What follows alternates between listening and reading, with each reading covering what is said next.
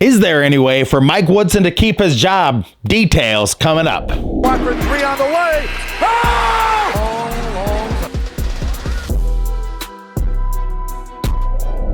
Hello guys, and thank you so much once again for joining me on Indiana Sports Connection. I am your residential anchor, Aaron. Thank you so much for being here and being part of this Indiana Hoosiers and Colts community. I know I've been slacking off on the Colts videos lately, but today we're going to break down why Mike Woodson needs to be fired from Indiana University. I have a lot of stuff from the past to bring up and a lot of stuff from this season to bring up, and we'll detail all that on this episode of Indiana Sports Connection. If this is your first time here, thank you so much for being here. I am your residential anchor, Aaron. Subscribe to the channel, comment down below. We have passionate conversations about Indiana basketball on this channel, and we'd love for you to be a part of the team. So comment down below and we will talk about the Indiana Hoosiers. Let's get right into the episode because I have a lot of stuff to talk about today. Let's start breaking it down.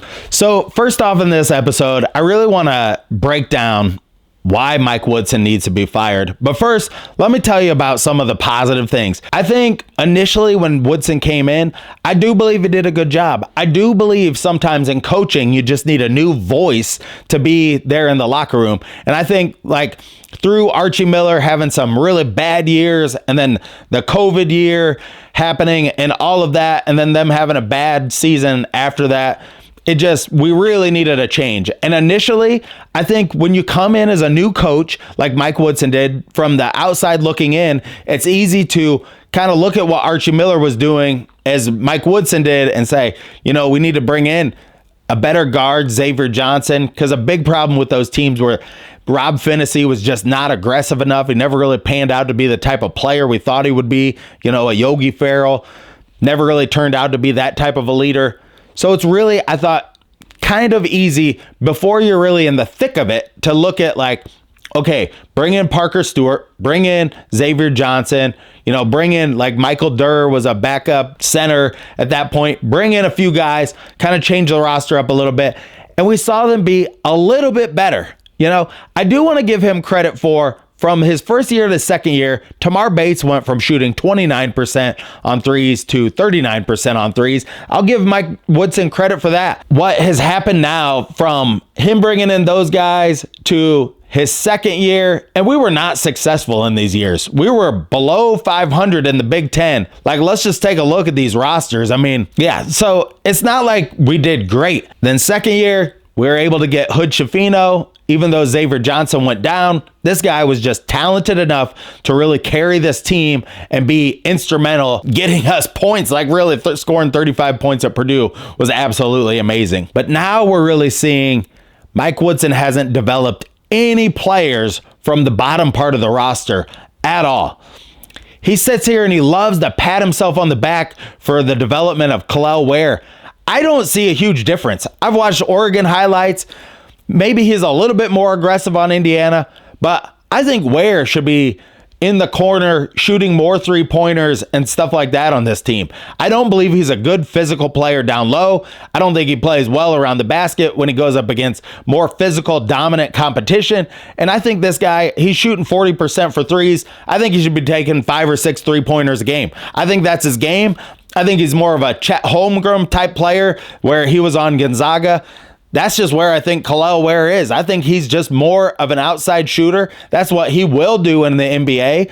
More of that. That's really where modern basketball is going anyway. To have a tall guy like that, he's going to be able to get his shot off whenever he can from the outside. Moving on from that, I want to talk now about what happened with Mike Woodson. Let's look at some of these quotes. Now, most people probably don't know this about me. I lived in New York for a bunch of years before I moved back here to Fort Wayne in 2017. So I watched a lot of SNY and I watched a lot of when Mike Woodson was coaching the Knicks in 2014. Seems like forever ago now, but 10 years ago.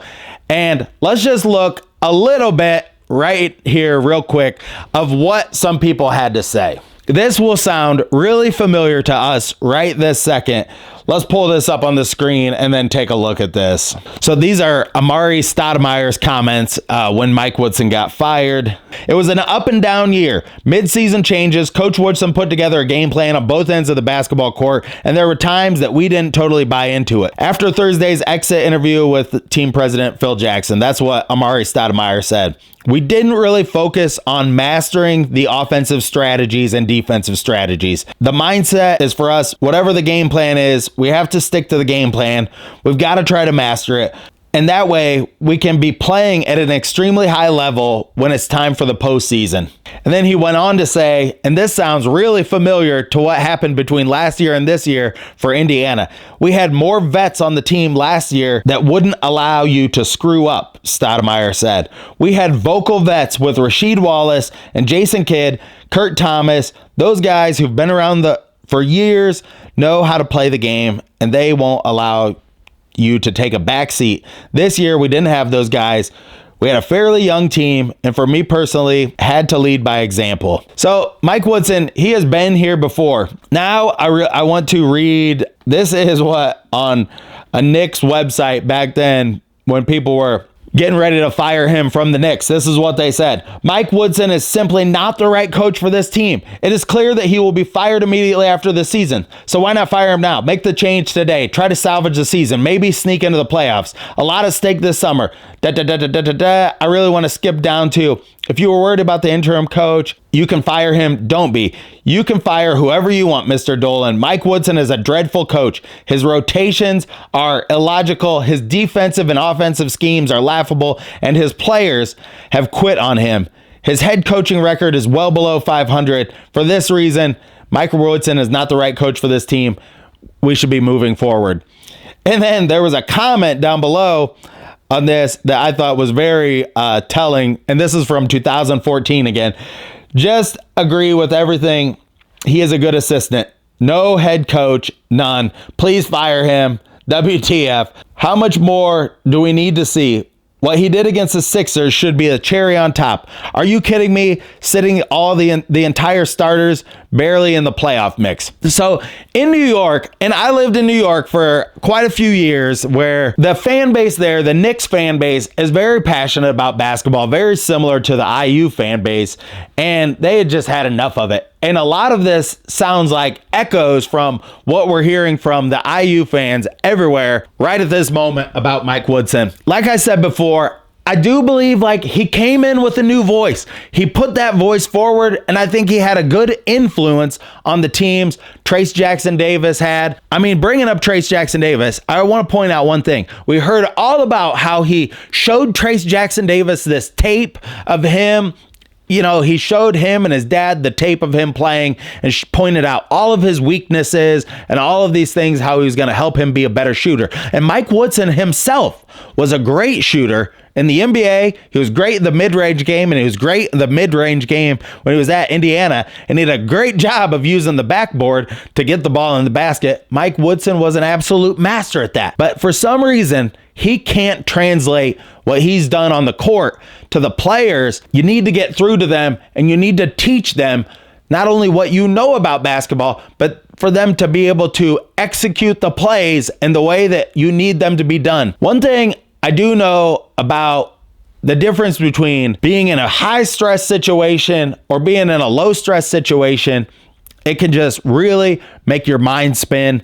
And I think that's what's happening right now for Mike Woodson. There's just too many leaks, and he just doesn't really have the capability to coach this team and teach them in the way that he really needs to. So do we think it's going to get better? I don't think so. And this is like divided into two camps of people that really think like you're either in the rose-colored glasses group, and when you're wearing rose-colored glasses, all the red flags just look like flags. And that's just the bottom line.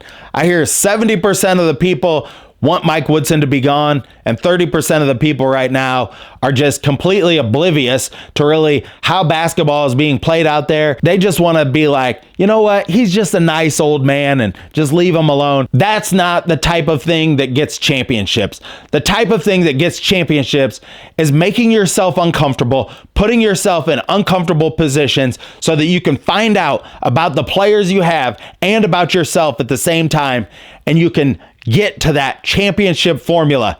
I also want to read one last thing about Mike Woodson here, because Mike Woodson took a team with the Atlanta Hawks from 13 wins, and he had them winning more games every single season for 5 seasons, and then they fired him after he was there for 6 years, which is a pretty long tenure for any coach in the NBA. From the Atlanta Hawks, this is what one of the players said after he was fired.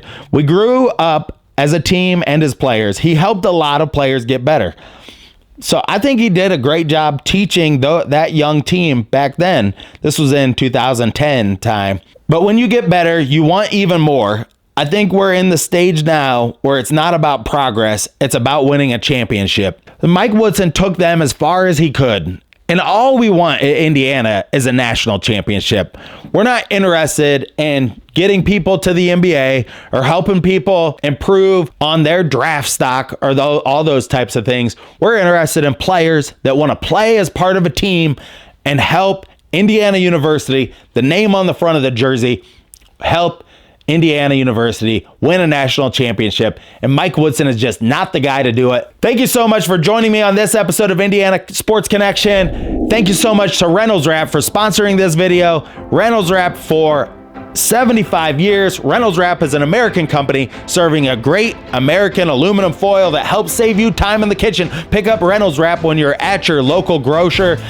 And this stuff, I use it for everything. It saves you so much time. It's just totally versatile. You can even find all kinds of uses for this stuff. So buy your Reynolds Wrap. Thank you so much for watching Indiana Sports Connection. And until next time, stay classy out there, Colts fans and Hoosier fans.